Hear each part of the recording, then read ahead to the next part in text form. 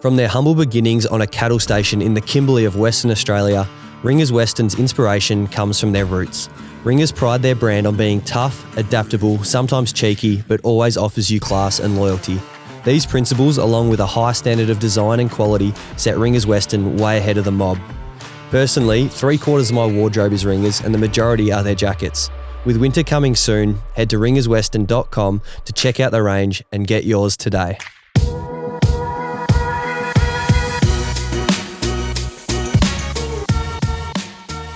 All right, episode 5 of Reminisce with Jaidyn. We're lucky enough to be joined by Jackson Brazier. Welcome to the podcast, Jackson. Mate, thank you for having me. Lucky enough, best intro I've ever had. No, well, Jackson, he's actually a very good Australian up-and-coming singer at the moment. If you head to Spotify or any other music platforms, JXN is your name that you go by. How'd you come up with that? Well, I thought, I'll just make it easy for people. 3 letters. People can't spell Jackson apparently, so you'd probably get it with Jaidyn. There's like 10 different ways to spell that though. Yeah, there's nothing worse than when you get going for your passport or something official and I have to spell my first name. Then my middle name's Lee, which is spelt unconventionally as well. And Stevenson's obviously got a PH and not a V. So I certainly feel your pain. Yeah. We had a lot of X's, but then I put an X in the short one. So I'm like, now I'm confusing everyone thinking about it. No, just keep it simple. I like it. We met probably a year ago, maybe a little bit longer. Out. Oh yeah. Yep, a year ago.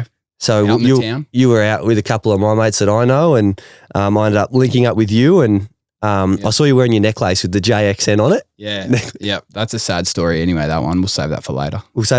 But I saw it and I'd been listening to this song, Solitude. It was in me like songs on Spotify and I was like, JXN, I've seen it somewhere. And you never told me this. I did. I told you on the night. Maybe you just can't remember. But I don't remember much from that night. It took me about half an hour to think, where have I seen that before? And then all of a sudden it clicked and I asked you, I said, you the Jackson that sings one of my favourite songs, and sure enough, you were. I kind of do remember that. Amazing. Yeah, that's me.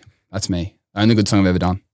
I think you've done a few more. You've been going all right. But since then, we've obviously got a common hobby in golf. Yeah, more addiction, I'd say. When did you get into it? November, first lesson.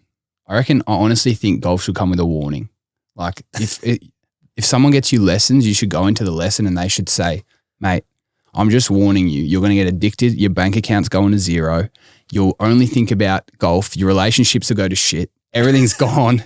You're a golfer now. No matter what you've done, you're a golfer. They should read that out to you pre-golf. Well, obviously you've heard the term, you catch the golf bug. And yeah, I didn't believe it though. Yeah, it certainly caught me. I thought there's no way I'm going to invest all my time and money, as you've said, into this. But sure enough, I'm at the course 3-4 times a week. And when you've got our skill level too, you're losing a lot of balls. So those Pro V ones aren't cheap. Yeah, exactly. They rip us off with the balls, but you find some in the bushes.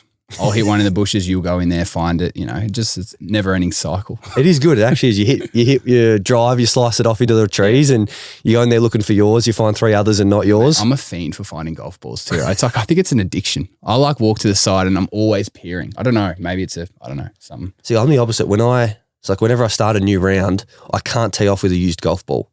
Oh. So the start of every round, it has to be a brand spanking new one. But you'll shank one and then just not care about it? Like I'll go pick it up and then I've got a little pocket in my bag for used balls.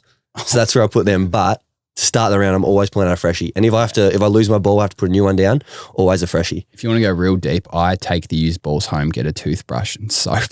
No, you don't. Actually, I've done it twice. That is dedication, yeah. I barely give me clubs a wash, let alone the balls. Mate, I don't look after anything except my golf clubs. So I don't know what that says, but. You're in love with the game. I completely understand. You've been lucky enough to do some work with Callaway, get a set of clubs there. Yeah, they fitted me out, which was pretty nice. So, yeah, shout out Callaway. You had these, what were the ones you had before, the black ones? Oh, I had the old, but to be fair, they were nice. They sent me them too. Chicago online golf brand Sticks. If you're old as shit and you can't swing the club fast, get them. Get them, yeah. They're not great They're not good for like a, fast club head speed or anything, but, old blokes and just beginners, pretty forgivable. Yeah, I'll give it one more crack. I'm going to get clipped for this. Forgiveness, a lot of forgiveness with them. So, but I mean, it started me out. I liked them. It was like a Christmas present. And then I got one lesson after that and he said, you got to get rid of these. They're just making your game worse. And I said, I don't know if it could get worse, but I'll believe you. No, you've done very well. You brought your handicap down to what? 14, 15. Yeah, it's currently around there. But I mean, we played the other day and that was like a 35.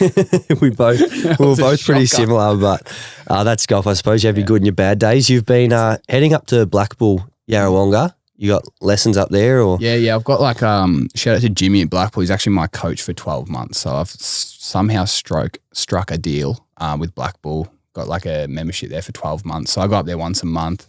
He'll give me some lessons. We'll film some stuff. I help him with his content for Coach Jimmy, starting that up. So yeah, so it works out. That's good. And you get the free accommodation when you're up there too. Yeah, I get to have a nice sleep in a nice bed at the Seabull, so it's great. So you've talked about all the money it takes out of your pocket, yet you've mentioned everything you haven't paid for. Well, I'm figuring it out. You've got to, otherwise you just spend you spend so much money on golf. Like one round in a decent joint's $120. Yeah, it's crazy. The guest fees at the moment are unbelievable. Obviously with this passion, you've also got a passion for social media and creating content, I suppose. You and your mate have created Aussie Golf Lads. Yep. Run us through the inspiration behind that. Yeah, I mean, we just saw like a gap in the Australian market. Obviously, I always, when I do something and I love it, I always want to try and like put my work into that so I don't feel as guilty as doing it. If I'm getting paid to make golf content, then I'm like, I'll go play golf. But if I'm not, then it's like, you feel guilty because it takes up a lot of your day. But yeah, no one in Australia is really doing it properly. Me and Joel both come from social media backgrounds. We know how to film, edit. I'm pretty decent with ideas. So yeah, it just works out and it's starting to blow up. So. And what was your first video? How'd that go? Did that take off straight away or a bit of a slow burn? Obviously. It actually took off pretty quick, which was surprising. And this is bad, but I ripped a video idea first video. I was speaking about this today, but it was the first video we made and it was the only video I've like copied. So it was like making a putt for 80 to break 80. Yeah. It was like onto the back nine. And I've seen that 400 times. But I'm like, let's just do that, start getting it going. And it just went like 500,000. And I was like, fuck, sweet. Obviously it's a massive market at the moment on TikTok. I look through and all I get is golf videos, obviously, because I spend the most time actually watching them. Yeah. So they all keep popping up. It's hard to come up with new ideas. Yeah. I mean, it's just, you just kind of got to put your own spin on it. Like we script all of our videos. I'll script it. But like, I'll just be driving, getting an idea and I'll put it on my phone, and I'll just talk the idea through and then I'll look at it like, that doesn't even make sense, but it's got a base there. So I try not to rip people's ideas, but like people have been copying ours, posting exact same cut scenes, everything, because they've gone viral. So they're just doing the same thing. But you can tell if people know what they're doing or know how to act or it feels natural, but it seems to be working. So I think that speaking into your phone, that's a really probably good life lesson for people. It's off topic of golf, but I'm one of those people where I can sit there and I can have the greatest ideas. Well, I think they're great. I sit there lie in bed of a night time and I've got all these ideas going through my head, but I wake up the next morning, I'm like, far out. What was I thinking of last night? So 100%. It's a great thing if you have good ideas and you're obviously business minded or entrepreneurial, write them down. Yeah, my brain just works at the weirdest times. Like I'm in the shower, that's when I get all my good ideas, shower. So I'll always have my phone on the top of the shower and I'll just record and start speaking. And that's when all my good shit, like songwriting, all my songs, ideas, hooks from there come from the shower. It's fucked. That's crazy. And obviously we talked about your content stuff already. You got started on Vine a long time ago. Yeah, don't look them up, anyone. I think I've legally got them removed. So, but Vine, I remember I think it was 2013 or something. And it was all those 7-second videos on Facebook. You remember those pages that came up? Yeah. I was like, what is this? And there was no Australians doing it at all. And then I remember the video and it's so embarrassing, but it was like that Lean On song by DJ Snake. It was like, we need somebody to lean on. And then I was just going like, and it went mad. It went on Facebook though, on my personal Facebook. I got 10,000 followers on my personal Facebook just from me going like, wah. And how do you come up with that? What in your right mind made you just do that? Dude, it just sounded like that. And I'm like, just fucking around. And I just did that. And then I was like, I can talk like Siri. You know what I mean? I was just being like, what the fuck? And then it became a thing. So I just did it to all the songs that was similar. And then it just started going good on Vine. And next minute I had 800K. I met all these people and I went from there. Okay, nice. It's interesting. Obviously we're in the age of technology at the moment and putting up a 7-second video of you making a silly sound. It's that can actually lead to something now. I mean, I got full bullied for it for a year, but back then, I mean, I'm saying back then like was ages ago, but it was like 10 years ago, like 9 years ago. No one was doing it. Like me and Joel, who I do Aussie Golf Lads with, we were the only two Australians that had over 100K followers on Vine. And I got him into it. It was just American based. It was just American, and he was doing like Australian things like fuck you, like shit like that, and it was just blowing up. And I was just had an accent, so they loved it, and it was just working.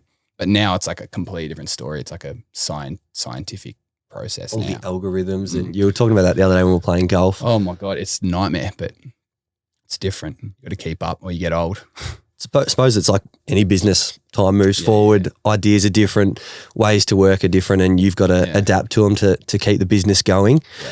We'll get back to your singing. Where did that all come from? How old were you when you realised you could sing? I couldn't sing for ages, like at all. But so my girlfriend, when I was 14, her sister was a singing teacher, and I was singing in the car, and she's like, "You've got a good tone." I didn't even know what that meant. And I was like, embarrassed to sing, never again. And then she kind of convinced me to go get singing lessons when I was like 14, 15. And yeah, the chick, I remember the teacher said, "You have like a John Mayer tone." And I was like, oh, fuck yeah. Yeah, that's a pretty good compliment, isn't it? I was like, I'm singing for the rest of my life. Like that was it. But then, yeah, I kind of had to teach myself pitch and how to like stay in key and shit, because I couldn't hit a note to save my life. But it's a lot of work, and it's like training gym. You train your vocal cords. So I'm getting a little bit better, but yeah. With sport, like I feel like you can work hard at sport, and you might not be the most talented, but if you work hard, you can still be a very good sports person. And there's people that are just born talented sportsmen, or maybe not born, but they've had the right upbringing 100%. And they have that competitive nature. For me, I feel like singing something you're either born with or not. Do you tend to agree with this? I feel like timing and like, you know, rhythm is something that you got or you don't, but you can teach yourself to sing. Because if you think about it, like singing is just like elongated speech. So it's just like saying a word for ages, like and I'm like, that's a note, right? So it's like, fuck, you can teach yourself that. But like some people are like naturally classic and they sound more like, you know, like they can do opera. And some people just like me, I had like a good tone, which you can't teach, but I didn't have like the other things, like the natural ability to sing a Beyonce run, or like I can't sing a fucking Adele song, but I can make some stuff sound cool in my own way, which is, yeah. And obviously it's really hard really making it as a singer. Yeah, I'm still finding that out. But yeah. So run us through, what's your day-to-day?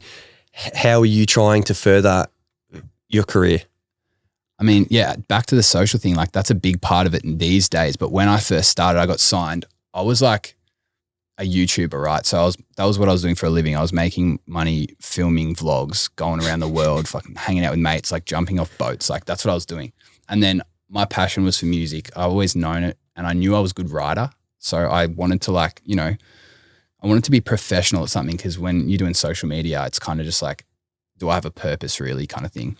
So yeah, I went to Sweden, wrote a song with a producer there, got signed off that one song.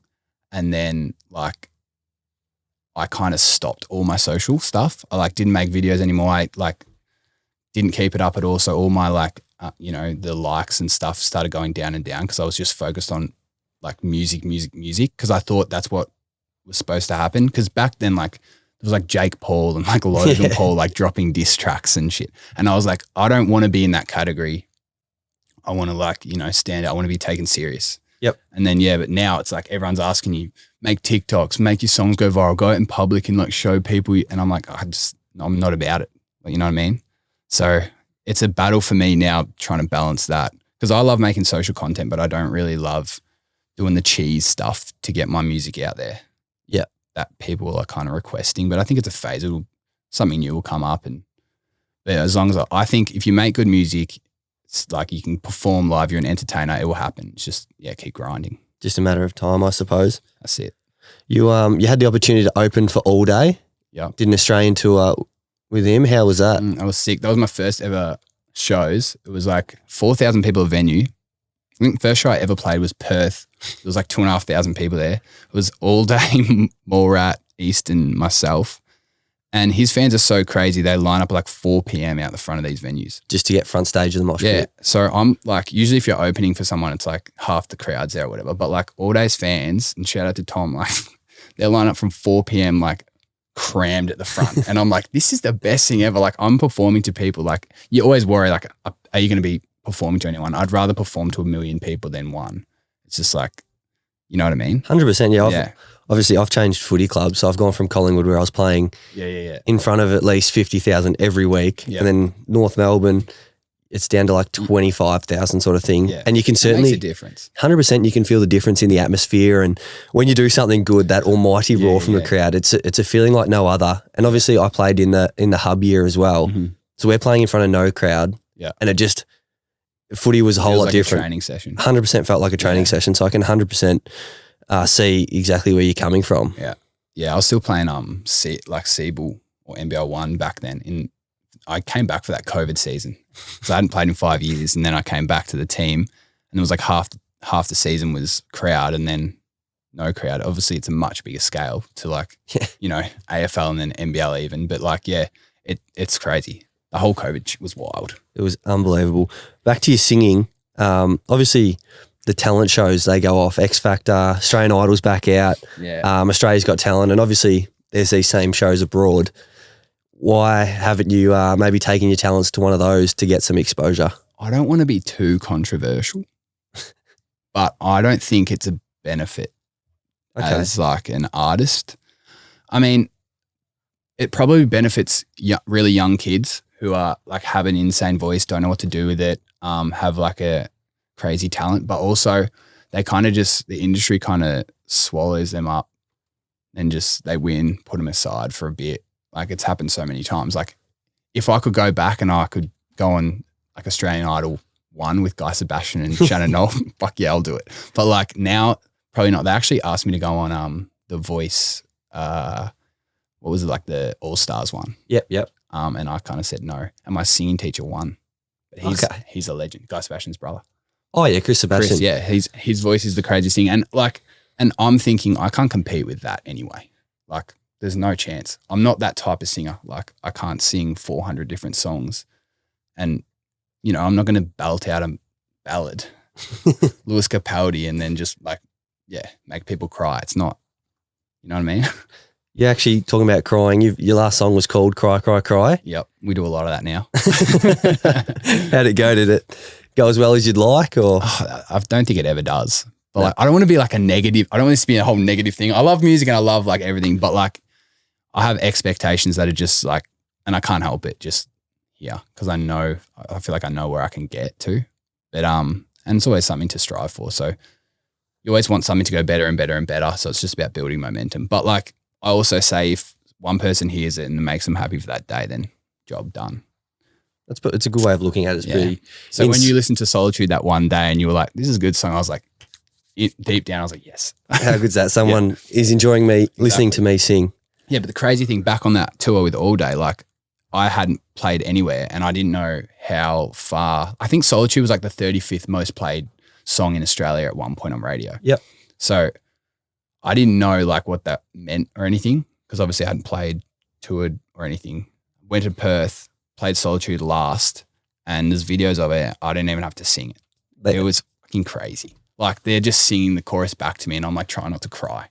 I'm like, this is wild. So I think that moment is like why I kind of do what I do. You know what I mean?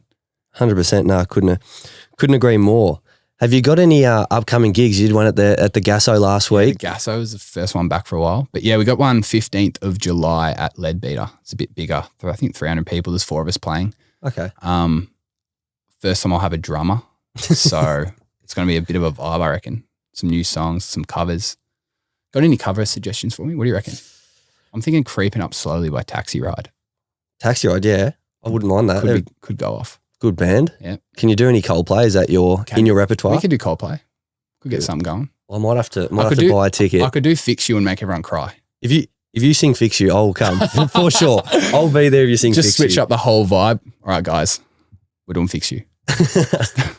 Could work. And you spent some time in Sweden. Yep. Not too long ago. Was that what you were talking about before, or was that another time? No, I've been to Sweden twice or 3 times. I can't remember. Why is Sweden the place to go for music? Man, they're just the best. Like Sweden's, if you think about school here, like we're sports focused in Australia, right? Yep. they're music focused. Everyone goes to school, does music. And the music schools are like prestigious. So if they come out of there, they're best of the best already. And then they're fighting against themselves. So if they make it, or like they're getting cuts or they're writing hit songs, then they're just like, you know, everyone goes there. All Americans go there, write songs. I've been there twice. It's just, they're just insanely talented. The level, the base level is up here. It's crazy. Who are some of the big Swedish singers we'd know? You know, like ABBA.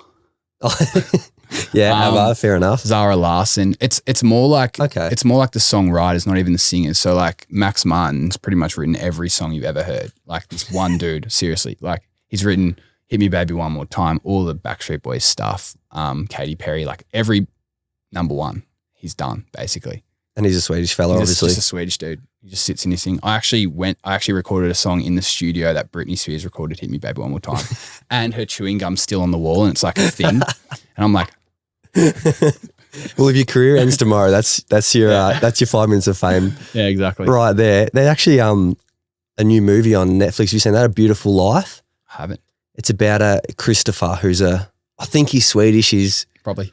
one of those, European countries. It's a great story. I think it's like a little love story about him going through the ranks of being a singer, but I think it's more just to get his own music out there a little bit. But I couldn't agree more that how talented this bloke is just unbelievable. Like Avicii, Swedish.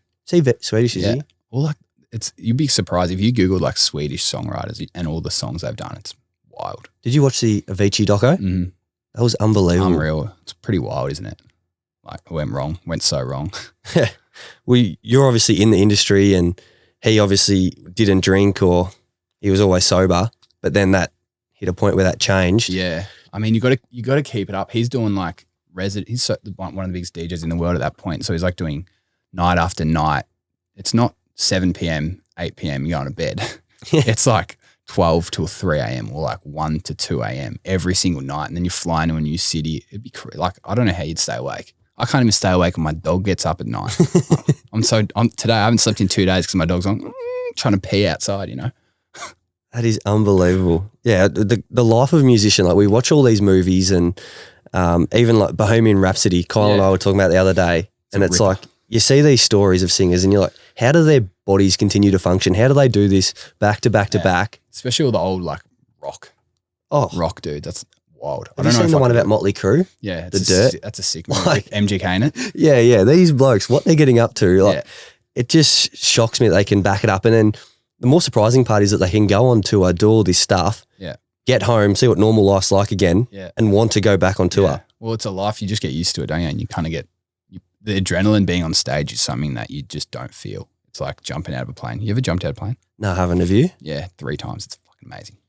You might have to get your license soon. No, dude, I don't trust myself. I'm not jumping out of there going, which one's which? No chance. No. But I'll do it with someone on my back that knows what they're doing. Yeah, smart. But it's like a different level of adrenaline. You probably kicked a few goals that you got your adrenaline up a bit. But there was one last week, was it? Maybe the week before, yeah. Yeah, that was a big goal. But probably the same thing as when I get on stage. It's probably the same feeling, like, you know, it's just you and everyone's looking at you. So that's the hierarchy, being on stage, kicking an AFL goal and jumping out of a plane. They're all the same. I reckon. It's pretty good. Pretty good level. Yeah, 100%. No, I'm afraid of heights. And so am I. And you jumped out? Dude, bungee jumping's way worse. How was that feeling? Like, were you hesitant to want to leap out of that plane? So do you know Alex Hayes? I've heard of him, One of my good mates. He's a daredevil basically, and he just does whatever. He's crazy. And like being around him for a good amount of time will just make you do shit. You want to feel, you're like, this guy's going down snow mountains doing backflips off the thing. And I'm like, how do you even know how to do this? Like, what the hell? I'm going down on my ass. You know what I mean? So yeah, one time we just did it, and like we did bungee jumping first, and that horrified me because you're like looking down, basically standing on top of a building. You can see the ground where you're going to die. Where'd you do it? Far north Queensland. Okay. FNQ. Cairns, I think. I couldn't think of it, so I was like FNQ. Cairns or Townsville? They're the only real true towns up there. Yeah. I think it was Cairns. Okay. Yeah, and I skydived in Cairns and Wollongong. I haven't done Melbourne though. I want to do that. Where are the opportunities here? Out in Yarra Glen. Oh, out in your old stomping ground? Right near Yering. Okay, beautiful. Up the back of it, yeah. Yeah, obviously if you go over to New Zealand, there's a AJ Hackett bungee jumping. They're amazing. So the AJ Hackett's in Cairns too. So that's what I did. Obviously, Ringis Western are a major sponsor. Yeah, I'm looking at the bull, and I got the bull on my hat too. Yeah, I'll have to change that for a Ringis Western cap. I've got one in my car, but they do an amazing work for the community, and they obviously support this pod, and without them, it is impossible. Yeah. So if you haven't already, head to ringiswestern.com, check out their range. They can honestly sort you out for any occasion. In honour of them, they do more like country sort of outback clothing, I suppose. They're massive in America, Texas, all that sort of stuff. So in line with that, have you done any camping? Country music? Country music, yeah. Take it wherever you want, actually. I'm getting there with country music, actually. So maybe I'll put on the boot scoot and babies and get walking. You should check out these boots. They're the most divine boots you've ever seen. Mate, I'm from Yarra Glen, so we walk in the mud out there, so I might need some. You might need to. Have you done any camping? You obviously grew out in Yarra Glen, but... Yeah, like my family's big camping family. Like I still remember that when I was like 3 catching my first trout. You know what I mean? Like at the trout farm? Well, I don't know if it was. Dad said it was a river, all right. I'm not sure. I can't remember back then. How do you know? No, yeah, there's this, we used to go away every Easter growing up, camping every holiday. We used to camp at Yarrawonga, but now it turned into luxurious cabins. I don't know what happened. Probably more of a market for that. Yeah, I've got a big tent. So looking forward to the next time to get away. Got to bring the dog though. My dog's kind of crazy, and I'm scared that she's going to go and chase some cows or snakes or whatever. So I don't know. We're testing the waters, but I love camping. So your dog Raffy the Doberman. Raffy the Dobe. It's got a little Instagram page itself. She's been popping. I've made her viral. I can make everyone viral except myself. What is this shit? Is that a talent or a curse? I don't know. Maybe I'll start a new page, change my name. What enticed you to get the dog? You obviously live in an apartment. Yeah. And you got a bloody big dog. Yeah. How's that go? Well, it's my girlfriend's dog technically, but when we started seeing each other, she goes to me, should I get a dog? And I'm like, yes. One, it's like having a niece. You don't have to fucking change your nappies. You can just go. This was when I wasn't living with her. So I'm like, yeah, I'll come over, pat the cute dog and leave. But obviously I love the dog more than anything ever because it's a dog and I just love dogs and she's the best. But Doberman's I've never thought to have one. But we Googled she had one growing up, but we Googled it. Apartment dogs, they're great. You take her out twice a day and she's like a baby. She sleeps 4 hours in the middle of the day. She doesn't eat nothing, doesn't rip up, or she eats my socks and hats. I've gone through 40 hats. You're saying before you've only got golf hats now? Yeah, she ate all the others. So what she does is she gets the back of this in 0.1 seconds and then she just chews it and that thing's gone. I can't wear the hat ever again. It's just a little bit loose. I'm sure you can. No, it's gone. She'll chew through that. Oh, okay. Yeah, the whole thing's gone. So she knows how to destroy a hat in 1 second and it's where did I go wrong? It's nuts. Dogs can do that. We got a little, I wouldn't say yappy, but it does get a little bit yappy. It's a little cavoodle.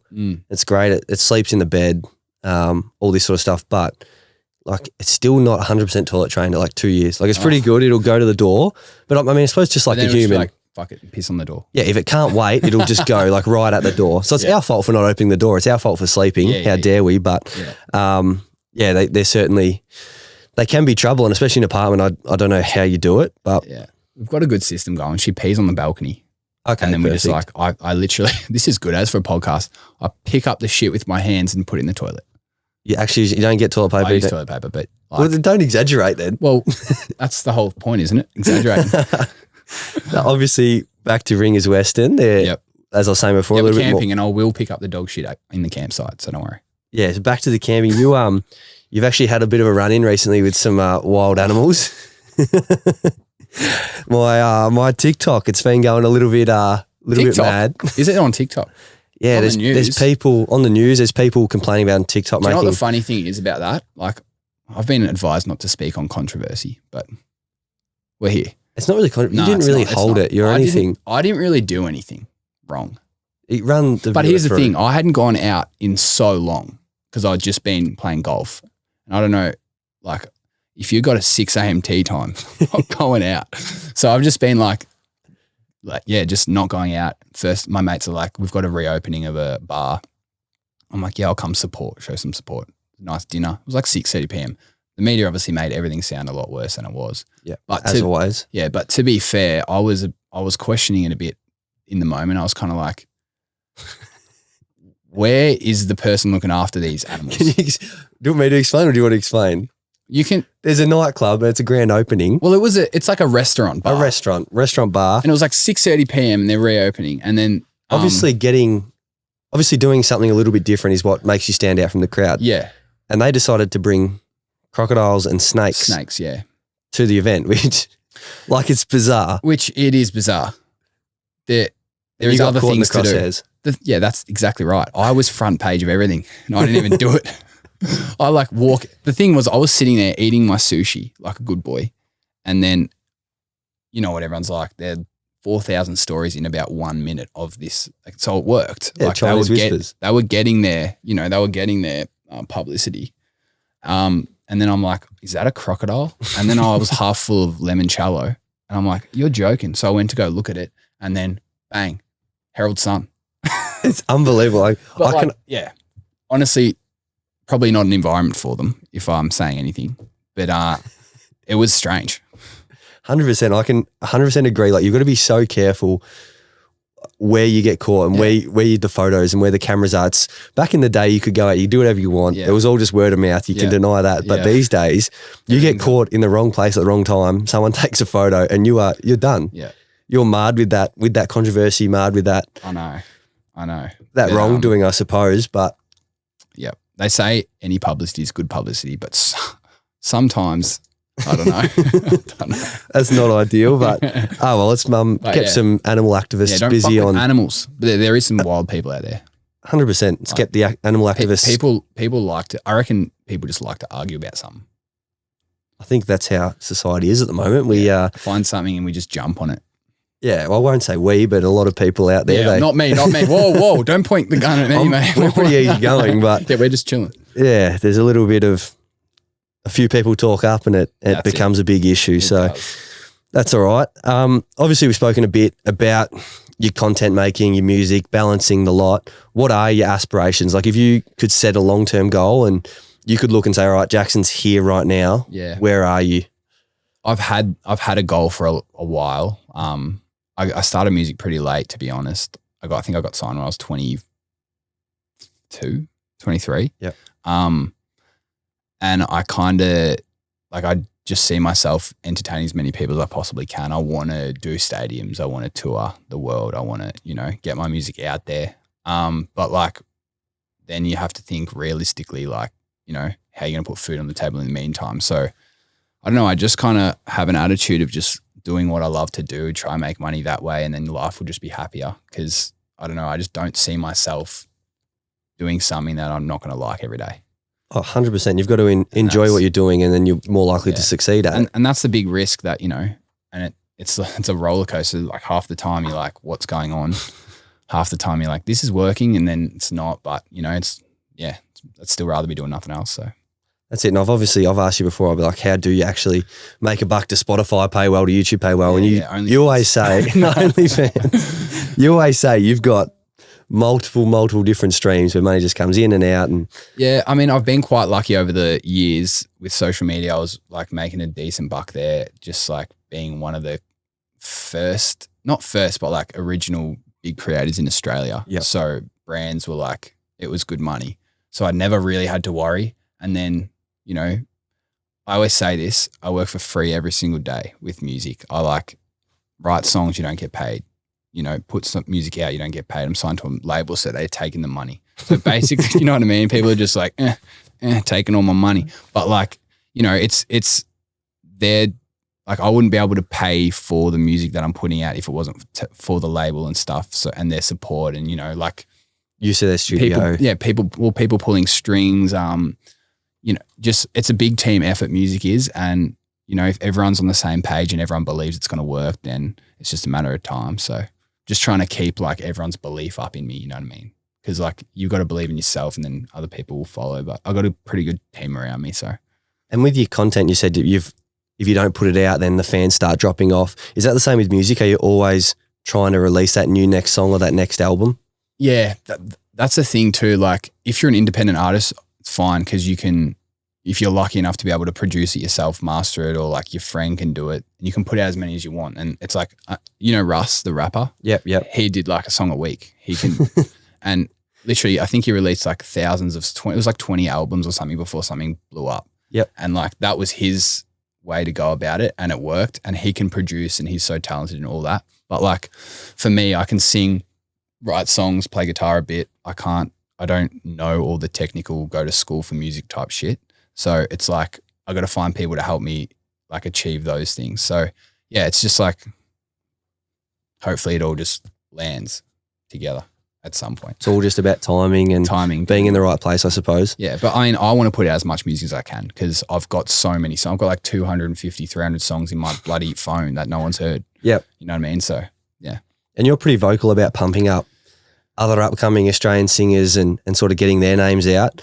Yeah. I did start a series, but I've kind of been a bit lazy. I got to get back onto it. Give the fans who you think the 3 singers to look out for coming up, I suppose, including yourself. Oh, from Australia? From Australia, yeah. I think YB for sure. I supported him at, I can't even remember the joint in Melbourne. It was like just got back from Sweden. He's like, do you want to support this show? And I'm like, yes. Because he's just sick. He's got a really unique style. Music's already like, he's getting his flowers early a little bit. So it's good, but I think he's got a long way.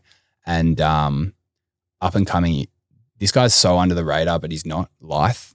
I haven't heard of him. So he's an R&B artist out of Melbourne, but his fans are crazy. Like he's getting 10 million streams a month minimum. On Spotify. Yeah. And he's just started his tour, and it's like sold out instantly. Like it's wild. He's got fans, but like also no one knows. So it's like, I don't know. It's like the niche, no, but then, so I think he's going to blow up. Attacking a niche can be an incredible point of difference though, because you've got all these loyal 100%. Fans and they're devoted. Like if you're playing in their town, they're going to go, they're going to buy your merchandise. 100%. They're going to do all that sort of stuff. So and they're going to listen to the songs on that album that don't get playlisted and shit. So it's like, and that's the most important part, building a community. So that's the goals. 100%. Well, I hope you do well with your journey, and I hope you continue to grow. I enjoy listening to your songs. I think I agree with you. Solitude is your best song. It's the best one I've heard of yours. But they're all very good, and I add them onto my playlist. Obviously, support you, and love that. We obviously get out on the golf course and have a smack around there. So I'm looking forward to spending more time with you doing that. Absolutely, break some more clubs. Let's go. Yeah, I'm a little bit angry on the golf course at times, so you just sit there and laugh. But to finish, I've got a question that I ask all my guests. Okay. And it is, if you are having your next birthday party, so for you it's your 30th, say, big party, you got 250 people coming and you get to choose 2 artists, a 7 to 10 slot and a 10 till late slot. Oh, dude, that's who are the so 2 easy. artists you're choosing? Right now? Yeah. I'm going 7 to 10, I'm going Post Malone. Okay, good choice, yeah. Yep. And then I'm going Dom Dollar. Dom Dollar, there you go. You got a shout out. We tried to get him a shout out in Kurt and Cam's one, but I'm trying to get Dom on the podcast down the track. So do you know him, or are you just a fan of his music? We might be able to pull some strings. Might be able to pull some strings. Yeah, beautiful. Yeah. He's playing in Melbourne soon. He just sold out his quickest to sell at Sydney Myer Bowl, Music Bowl, 2 nights in a row. Going to be crazy. So he's massive at the moment. He's absolutely killing it. Do you reckon you'd get up there yourself at your birthday and give the people a few lines? Well, you know what, mate, I think that is the plan. So I've actually been roped into having my birthday party, which I haven't organised because I'm the most unorganised person. And then they want me to sing 4 songs at my own birthday. Who's they? Who's organising it? My mate who owns the venue. Okay, yep. And I'm like, this is a good and terrible idea at the same time. All my mates will froth it because that's whenever there's a microphone, wherever we go somewhere and there's beers, they all try and get me on there. Yeah. They're all like, Jago's a singer. He's a singer. Get him up there. And I'm like, no, we're at a pub in like in the middle of nowhere. I'm not going to go, but I would. I've always thought of that, how amazing it would be just to be able to sing and get up. And we were actually, funny story, this actually went on a cruise ship and they had the karaoke one night and there was this group of like Tasmanians. There was probably 10 of them. Yeah. And one of the blokes got up and like he wasn't a bad singer. He had a lot more tone and than I did, but he still wasn't very good. Yeah. And he wasn't selling it. He wasn't selling it. But he was going up there and he's done it. And he was all nervous to start with. And we've all just given him the biggest round of applause. Everyone's like, woo, go again, encore. And sure enough, he gets up there the next time. And like I say he's all right. He's pretty terrible, but he gets up there so confident and then like rocking the stage. It's unbelievable. And to be able to do that and actually know that you're good would be such an amazing feeling. Yeah, but it's still like a thing. It's like if I was hammered and I went up there, you'd turn sober so quick. It's like that. So I'm like, oh, I've actually got to be good, because you're always self-conscious about like, you know, that's your work. It's like you always want to make it good. Yeah, and people are judging you immediately. Like, oh, Jacko jumped up and sung bloody ABBA song and it was dog shit. Like, fuck that. I'm not going to go see your show. Like, I'm not an ABBA singer, you know? So, but you give it a go. No, perfect. A few Carlton Dries and whatever. Well, obviously, thanks again for coming on the pod. We rocked up here and we reminisced. We reminisced, we did. It was good. Obviously, Braden and Roland Media do a great thing and offer us a great space to use. And yeah, I thought I was getting kidnapped, to be fair, but yeah, we made it out alive. Well, it's not over yet, but we'll see what Braden's got in store. Yeah, I said to Jackson, I said, just meet in the white van. He's like, mate, are you trying to kidnap me? Yeah, I actually thought it was a joke, but this is the sickest podcast studio, so. It's such a good setup. You can take it anywhere you want, which certainly makes it easier for me because I can go to in front of the guest's house, I suppose, and it takes away the trouble of travel, I suppose. I don't know why you gave me the address of some random alley down a back. We'll see what happens. It was all sus, but it's worked out all right. And obviously, to Ringis Western again, what they do is amazing. Their support of me I'm so grateful for, and look forward to hopefully continuing our partnership into the future. Thanks again for listening, guys. If you haven't already, check out our socials, YouTube, Spotify, Apple Music, all the lot. Make sure you like, share, subscribe, leave a rating. Like Jackson said before, he can make anyone go viral. So hopefully he makes this podcast go viral. And until then, we'll catch you then.